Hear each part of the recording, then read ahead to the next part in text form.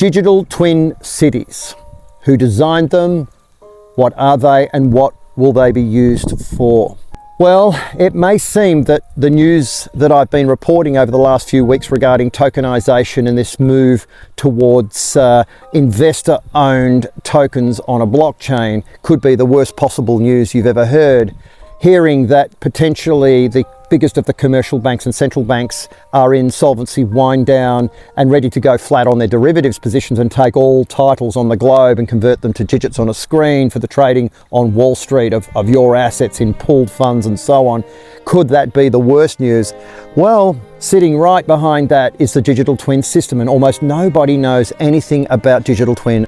It was designed primarily to be an exact replica of a city. For example, Victoria in my home country, Australia, has an exact replica operating online. Now, you're probably thinking, doesn't that sound a little bit like Google Maps? So when you first look at the digital twin system, what you will largely see is something that looks like Google Maps, but it isn't Google Maps. In fact, it is a massive undertaking. It's a global undertaking to make complete replicas of the cities, working models of all cities globally, and to do it in real time. And the question is, how on earth is this data being uploaded in real time? What exactly is the methodology behind this technology? Now, first of all, in my hometown of Melbourne, it's really easy to see the smart grid, the SMART grid, which is essentially lots of cameras and sensors and all sorts of dystopian control grid mechanisms under the SMART, the self-managed analysis and reporting technology grid. And this is all being aggregated in real time and then of course uploaded for the purposes of creating an exact replica, an exact working model up to the second working model of the city. Now you can log on and you can type in digital twin technologies or digital twin cities, and you can go and see that exactly what I'm saying right here is 100% accurate. I have also had a look at the white papers of the very corporations that were involved in the initial design of the digital twin cities. Now, the corporations may not be the ones you would expect. The first one, of course, is McKinsey & Co., set up in 1926, was essentially believed to be the shadow government of the United States for pretty much most of the 20th century, and could even be now. McKinsey & Co., Rolls-Royce was also involved. Of course, most people think that all they do is make beautiful cars, and the Department of Defense. And the purpose of this digital twin city is to aggregate many metrics, tens of thousands of metrics together to create a working real-time model. So, for example, central bank digital currencies will become part of that. Tokenization will become part of that. What you will see if you go and have a look at the digital twin online is that you can zoom in to the side of a building at absolutely incredible range, measure the side of a house brick. You can see the crack in the wall of a building. You can see people walking on the streets, animals moving. You can see the dBA, the wind meters, the temperature of anywhere. And of course, not just in real time, but also retrospectively. You can actually go backwards in time. In fact, you can pick a point in the past and you can go to a street corner and you can see exactly what the temperature was, who was standing there, who they were talking to, what their social credit score was, and so on and so forth. The metrics are unbelievable that drive this system. You can also go up and you can go down. You can actually go subterranean and you can move in tessellations, which I presume is in readiness for your carbon footprint.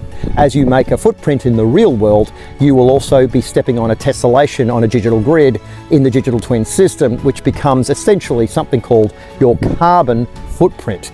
That will all make sense in time as we all achieve something, according to these corporations, something called digital maturity. But it was what I found out about the way assets would be handled. Now, in this digital twin system, there are two types of assets. There are real-world assets and there are animated real-world assets. So we are kind of animated real-world assets. Predominantly, we are alive and we move around as opposed to, say, a park bench. But what's interesting about all of these assets is they are reporting their status in real time to the grid. How on earth does a park bench report its status in real time to the grid? How on earth is a dog or a cat reporting its status to the grid? How on earth are you and I?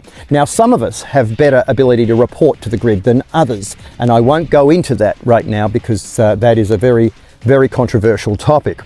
The other thing I learnt is that each of these assets had 3 statuses. One was termination, how to deal with an asset that had reached the end of its life. Another one was recycle. That's another way to deal with an asset that has that sort of potential capability. And the final one is harvesting. This is the way that assets will be either terminated, recycled, or harvested. In addition, the definition of a manufacturer is frightening. For example, a female is actually classified under the white paper as a manufacturer. One thing that the technology required was the need to understand the functionality of all assets. For example, what is the core functionality of a park bench? What is the core functionality of a motor vehicle? But more importantly, what is the core functionality of a human? And it turns out that it's based on the heart centers and the reproductive system. What could they possibly put into our systems? What could they possibly capture externally, environmentally, that could give the digital twin system a real-time update on the status of a human in terms of their reproductive status, their heartbeat, their blood flow, blood pressure, temperature? I wonder what that could be. So this is a system that is as advanced as anything we've ever seen. In fact, to me, the technology predates mankind itself. The central bankers are investing in it. It will incorporate central bank digital currencies. It will incorporate social credit score. It will incorporate a lot of the ISO technologies that I've spoken about on my channel. And while everybody's been away banging on about Bitcoin, I've been doing the research to show that the ISO 20022 class has use case specifically revolving around tokenization, central bank digital currencies, and of course the digital twin city. For example, from my research, Hedera is going to run the carbon credit system. And remember what I said about your footprint within tessellations on a digital grid. There is also Quant, which seems to run the entire digital twin system single-handedly, together with IoTA, the Internet of Things. And IoTA is a collaboration and I guess an aggregation of all the SMART components, self-managed analysis reporting technology components, feeding up to something called a data warehouse overseen by the technology that is largely IoTA, the Internet of Things. And Quant, IOTA, Hedera, XLM, XRP, all of these technologies are going to work together in some kind of model which is going to help build this new digital twin system. It all ties together, even though it is compartmentalized while it's being designed and constructed. It will eventually come together in a giant technological whirlwind known as the Digital Twin Cities program.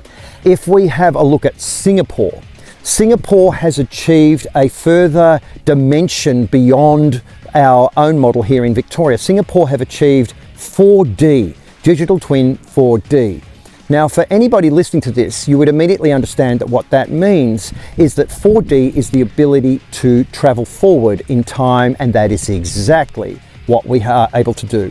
In fact, the digital twin system is so clever that what it can do is aggregate all information from the past, compare it to what is happening right now. So we have diagnostic combined with status, which is right now, and it aggregates to something called prognostic, which is the future, and delivers an entire picture of the planet in whatever time frame we want to dial in. So for example, if we want to have a look at Melbourne in a year from now, the entire AI will aggregate through IOTA and of course Quant and HBAR, and the whole lot will form together on some sort of blockchain aggregation to give us a picture of what the city will look like in exactly 12 months' time. Where will you be? Where will your dog be? Where will your car be? Where will your friends be? What will the city look like? More importantly, you will be charged not by what you do now. So the fees that you pay to live in this city will not be aggregated on what you're doing now.